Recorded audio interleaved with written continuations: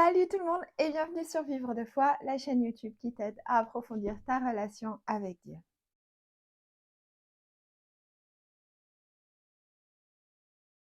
Je suis contente de vous retrouver aujourd'hui. Je m'excuse de ne pas avoir publié de vidéo ce dimanche. J'ai été un peu malade, c'est la raison pour laquelle hier il n'y a pas eu de vidéo et pour laquelle aujourd'hui cette vidéo vient un peu plus tard. J'ai encore ma bouillotte dans le dos et je suis un peu décalée, mais ça va aller.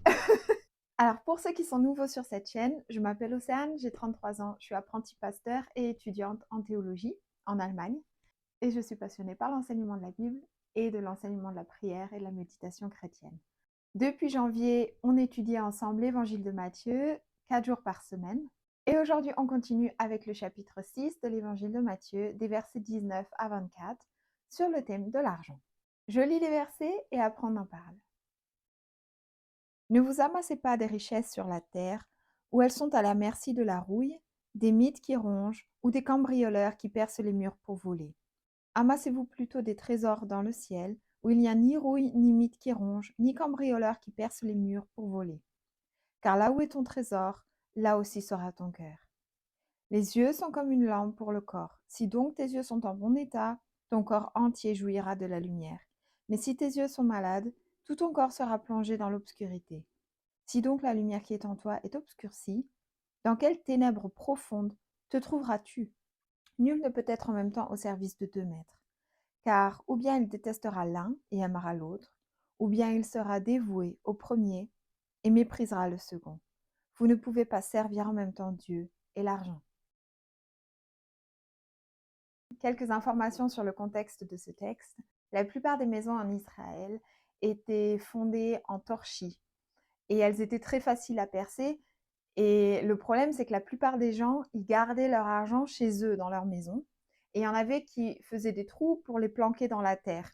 C'est pour ça que Jésus, il parle que les murs ils soient faciles à percer par les cambrioleurs au pied de la rouille, ou alors qu'on enfuisse et qu'on amasse l'argent sous la terre. Ces affirmations faisaient sens dans la culture de l'époque. Une deuxième information concernant le contexte du texte, dans la métaphore concernant les yeux, donc l'œil en bon état et l'œil en mauvais état, en fait, dans la langue grecque, c'était un jeu de mots qui avait été utilisé. L'expression en bon état, le mot qui était utilisé signifiait pur, généreux et sans arrière-pensée.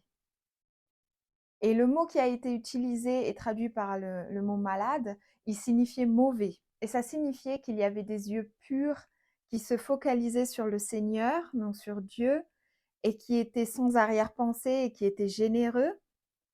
Et après, il y avait des yeux mauvais qui n'arrêtent pas d'être omnibulés par les biens matériels.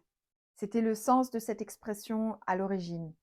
Et quand Jésus quand il dit la lumière qui est en toi, si elle est obscurcie, il parle du fait que l'amour pour les biens matériels obscurcit le regard, puisque cet amour pour le bien maternel aveugle la personne et te fait prendre d'autres décisions que tu prendrais si tu avais un regard généreux sans arrière-pensée. Et c'est aussi une expression qui signifie que si tu es aveuglé par les biens matériels, tu as du mal de percevoir concrètement et de bien percevoir en fait ton prochain. Et comme on a étudié là dans les chapitres 5 et 6 de l'évangile de Matthieu, aimer son prochain, c'est le commandement le plus important et c'est ce qui apporte vraiment à Jésus. Ensuite, dans la dernière phrase, il dit tu ne peux pas aimer Dieu et l'argent. Dans certaines traductions, vous l'avez aussi, on parle du dieu Mammon. Le dieu Mammon, c'était le dieu de l'argent.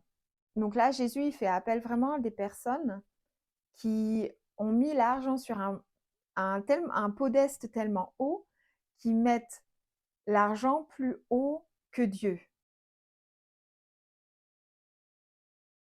Ce que je trouve intéressant dans ce texte, c'est que ces paroles, elles sont toujours d'actualité. Dans notre société actuelle, tu peux rien faire sans argent. On est omnibulé par l'argent et c'est vraiment très difficile de mener une vie où tu as vraiment Dieu sur la première marche de ton podium, sur le podeste en fait, où tu ne sers pas le mammon, donc le dieu de l'argent.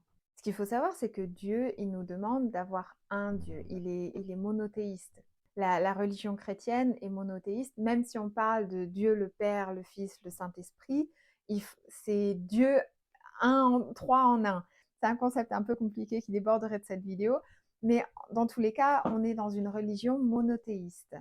Ce qui montre bien que c'est extrêmement important pour Dieu qu'on le place en haut du podium et qu'on ait confiance en lui et qu'on se laisse pourvoir par lui, et que si on commence à être omnibulé par l'argent et à servir le mammon, donc le dieu de l'argent, on finit par être aveugle, on finit par être avare et on finit par perdre en fait les valeurs que Dieu nous a données pour le royaume de Dieu, puisque l'amour de ton prochain, c'est une valeur extrêmement importante pour le royaume de Dieu et c'est le commandement le plus important. Jésus le dit dans l'évangile, on va le voir plus tard, c'est le commandement le plus important. Tu dois aimer ton Dieu de tout ton cœur, t'aimer toi et aimer ton prochain.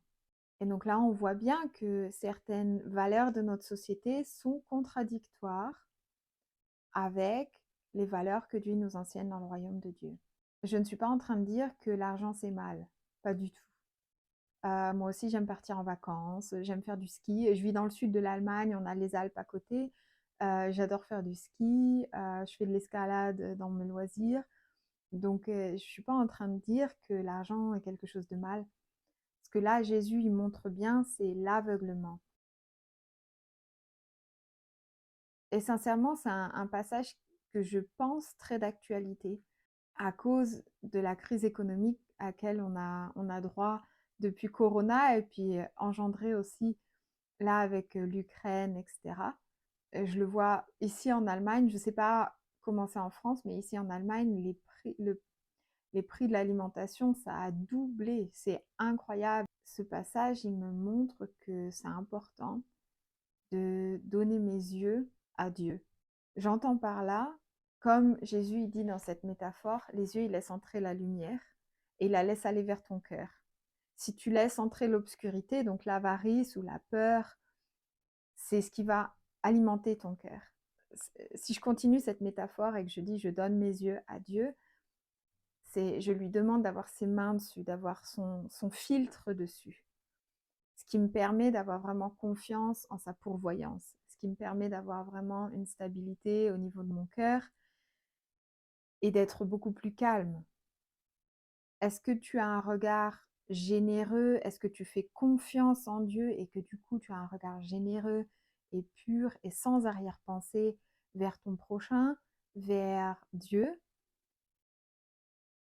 Ou est-ce qu'au contraire, tu es tellement aveuglé par le manque de ressources ou aveuglé par la nécessité, aveuglé par l'avarice,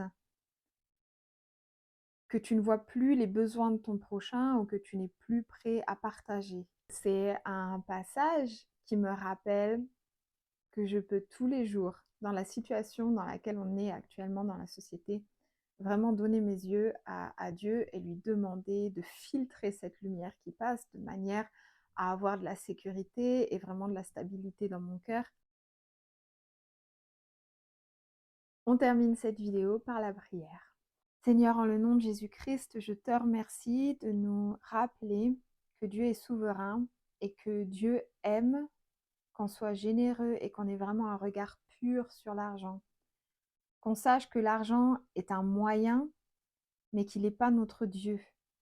Et que tu es notre Dieu créateur, tu es le Dieu qui nous pourvoit, et tu es celui qui doit être sur la première marche du podium.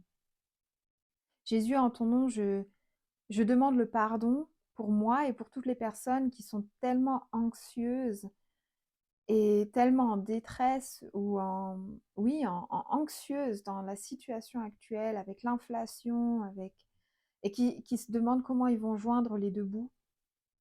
Jésus, en ton nom, je prie pour que tu nous pardonnes et que que tu soignes nos cœurs, que tu nous donnes vraiment de la stabilité, que tu pourvoies à nos besoins, que tu nous donnes miracle après miracle pour vraiment subvenir à nos besoins.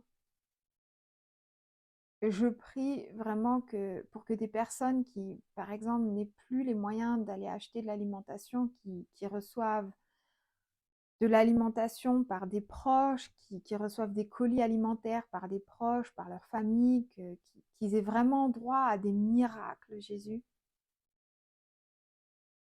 Et je prie aussi vraiment pour que tu, tu nous donnes de la stabilité, que tu nous donnes vraiment une paix intérieure, quelles que soient les situations extérieures, quelles que soient les réalités du monde aujourd'hui. Je te demande, Jésus, à ce qu'on soit intérieurement vraiment stable en toi et qu'on ait confiance en toi. En ton nom, Jésus, je prie pour que tu prennes vraiment soin de nous et qu'on vive vraiment ce et qu'on vive vraiment cette facette de toi, que tu prennes soin de nous. Amen. Les amis, on se voit demain pour une nouvelle vidéo. Salut!